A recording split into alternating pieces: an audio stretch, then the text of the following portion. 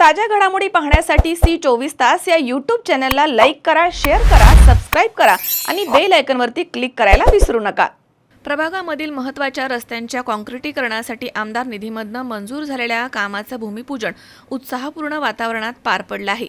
या कार्यक्रमात आमदार सीमा हिरे, महेश हिरे, माजी नगरसेविका प्रतिभा पवार, भाग्यश्री ढोमसे, मंडल अध्यक्ष वैभव महाले, शहराचे उपाध्यक्ष रवी पाटील, यशवंत नेरकर, अमोल पाटील, केतन अवसरकर तसेच शरद फडोळ, अविनाश पाटील, डॉक्टर विनय मोगल, मकरंद वाघ, महेंद्र पाटील, श्रीकृष्ण कुलकर्णी, आदित्य दोंदे, रोहन कानकाटे, राम पाटील तसेच परिसरामधील ज्येष्ठ नागरिक हजर होते। मान्यवरांच्या हस्ते भूमिपूजन सोहळा संपन्न झाला। यावेळी आमदार सीमा हिरे म्हणाल्यात की काँक्रिटीकरणामुळे वाहतूक व्यवस्था सुधारेल, नागरिकांना सुरक्षित रस्त्यांची सुविधा मिळेल आणि परिसराच्या विकासाला नवी चालना मिळेल। त्यांनी 3 कार्यकाळामध्ये सातत्याने विकास कामं राबवल्याचा उल्लेख केला। यानंतर गंगेश्वरी रेसिडेन्सी, एकदंतनगर इथे आमदार निधीमधून करण्यात आलेल्या रस्ता काँक्रिटीकरणाचे लोकार्पण देखील करण्यात आलं।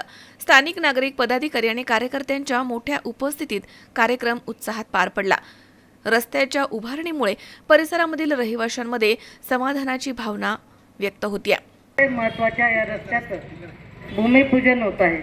आताच अनेक जणांनी त्यांचं मत व्यक्त केलं की इथे पाणी बऱ्याच मोठ्या प्रमाणात साठतं किंवा बऱ्याच दिवसापासून आपल्याला या रस्त्याची प्रतीक्षा होती आणि ह्याच रस्त्याबरोबर अनेक रस्त्यांचा सुद्धा उल्लेख आपण या ठिकाणी केलेला आहे।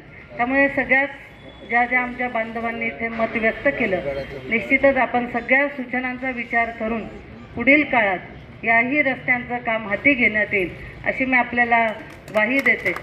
आज हा रस्ता आपल्या बनियन ट्री म्हणजे ऑफिसच्या रस्त्याच्या जवळ आपलं पुढच्याच लेनमध्ये संपर्क कार्यालय आहे, त्या कार्यालयाच्या अलीकडे हा रस्ता जोडला जातोय आणि त्यामुळे मला वाटतं जो मेन रस्ता आहे तिथे जाण्याकरता आपल्याला सर्वांना हा या बॉर्डर म्हणू आपण त्याला 28 आणि 25 हा सेंटर पॉईंट आहे। त्यामुळे ह्या महत्त्वाच्या रस्त्यावर खरं तर काम सुरू होणं बऱ्याच जणांची प्रतीक्षा होती।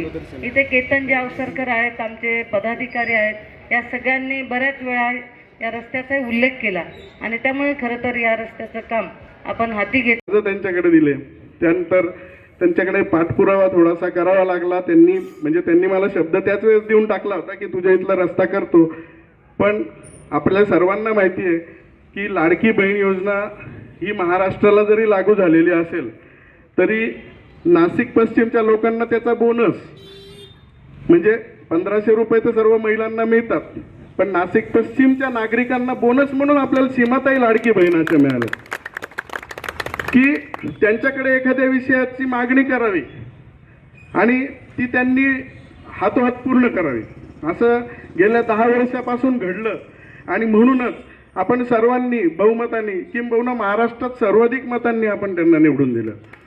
रस्ते काँक्रिटीकरण आहे, सभामंडप आहेत, अनेक बाकीच्या गोष्टी आहेत। आता इथे जसं ओव्हरहेडचा प्रश्न मांडला, हा भाग कदाचित राहिलेला आहे, पण त्याचंही भूमिगत करण्याचं काम ताईंच्या माध्यमातून आपण करू। मात्र समाजातले जे दुर्बल घटक आहे, ज्यांना गरज आहे, अशा सगळ्या घटकांपर्यंत शासनाच्या लोककल्याणकारी योजना पोहोचवण्याचं काम आपल्या आदरणीय ताईंच्या ऑफिसच्या माध्यमातून होतं। मग त्यात विधवा पेन्शन योजना असू द्या, त्यात माता बाल संगोपन योजना असू द्या, रिटायर जे लोक आहेत त्यांना पेन्शन योजना असू द्या, अशा अनेक न विविध ज्या राज्य सरकारच्या योजना आहेत त्या ताईंच्या मार्फत केल्या जातात। खरं तर हेच सगळ्यात मोठं काम आहे। करोना काळात जे कोणी मृत्युमुखी पडले अशांच्या कुटुंबाला राज्य शासनाच्या मार्फत ताईंनी भरघोस मदत मिळवून दिलेली आहे। आणि किरण आहेर, सी24 नाशिक।